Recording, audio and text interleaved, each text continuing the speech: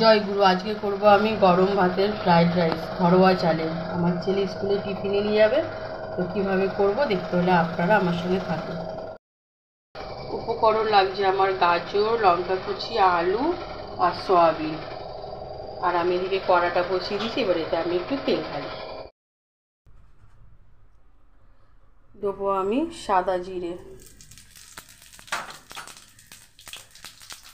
এবারে দেব কেটে রাখা সবজিগুলো,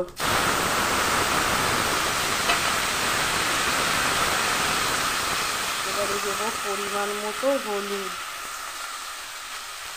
এবার একটু কালারফুল করার জন্য দেব আমি একটুখানি লঙ্কা গুঁড়ো।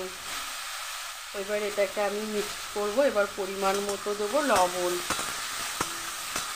তো এটাকে আমি একটু নেড়ে চেড়ে নিয়ে একটু লবণ যোগ করে দিই এর সঙ্গে। তো চলুন হাঁড়ি থেকে ভাতটা আমি থালার মধ্যে ঢেলে নিই।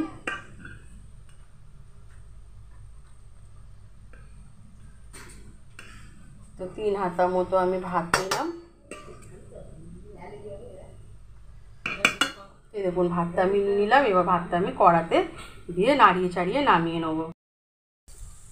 তো এই দেখুন আমার ভাজা কমপ্লিট হয়ে গেছে। এবার আমি দেব সয়াবিনটা।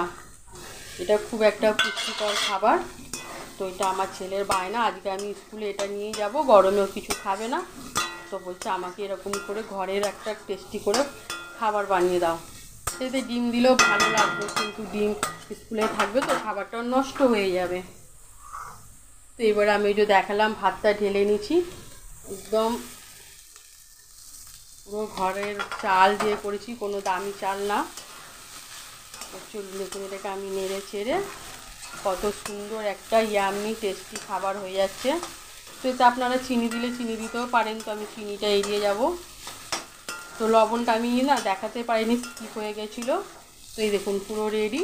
তো চলুন আমি এবার এটাকে নামিয়ে ফেলি। আর কেমন হয়েছে আপনারা বলবেন, আর আপনারা আমার পাশে থাকবেন, আর আমার চ্যানেলটিকে সাবস্ক্রাইব করে আমার পাশে থাকবেন ও আমাকে এগিয়ে নিয়ে যেতে সাহায্য করবেন বন্ধুরা।